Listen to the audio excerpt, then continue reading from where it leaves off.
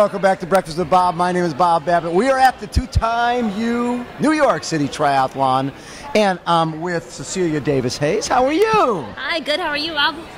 It's really nice to get to meet you. You've been on fire this year. Yeah, it's been a great season. And a first pro season. That's right. Yeah, I made the big jump in May for my first race. So. How scary was that? It was pretty scary. As my coach said to me in our pre-race talk, he was like, "They don't know who you are. You don't know who they are. Just think of it as racing teddy bears." So. Racing teddy bears. Yes, racing teddy bears. Just don't worry about them as being people.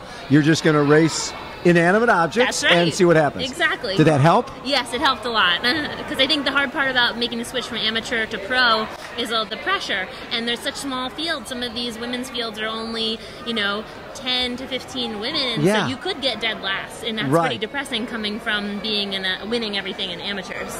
So let's go back a little bit before we get into that. So soccer growing up?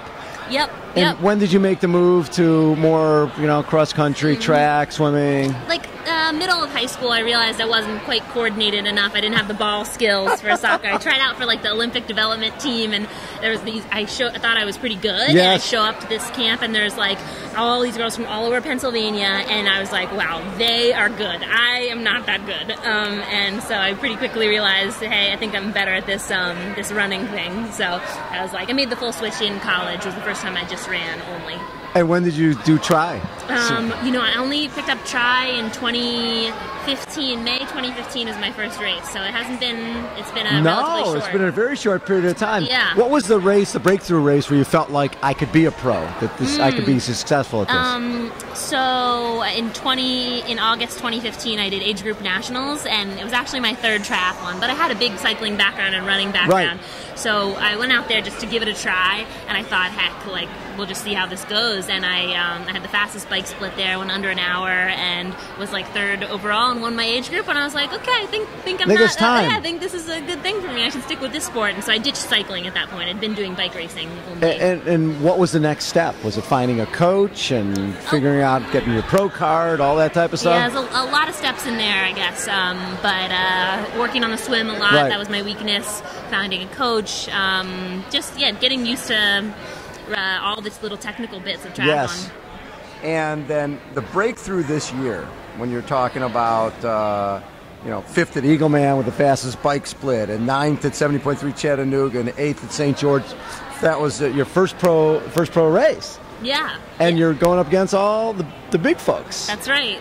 And were you intimidated at all? Yeah, definitely intimidated. That first race at St. George, it's North American champs, so it draws in the best athletes. Like Holly Lawrence was there, Ellie Salthouse, Jenny Seymour. These are the best girls in the world, and all of a sudden I'm towing the line with them. So it's certainly intimidating, and they're in a different, they're a different league.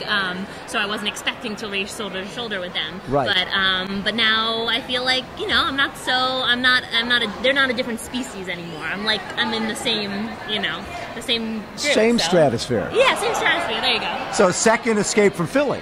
Yeah. Yes. Podium. Yeah. So that played to my strength a little bit because of all the debris in the water. They canceled the swim and they made it into a run, bike, run. So that kind of suited my strength. But I made the most of it, and that's the key. Yeah, went out there for the first run and kept the leaders right in sight, and had a strong bike, and then was in second going into the run, so I just had to finish it up. But a great performance from Alicia Kay there, who I think of as such a superstar. So it was really cool to be not so far back from her. So Williams College pre-med in biology. Yeah.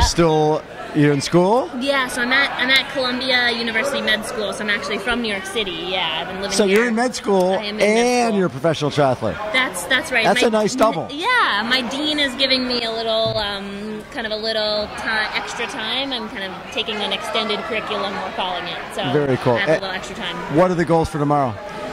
Goal for tomorrow is stay in contact and be a contender in the race, and be a part of it for the whole thing.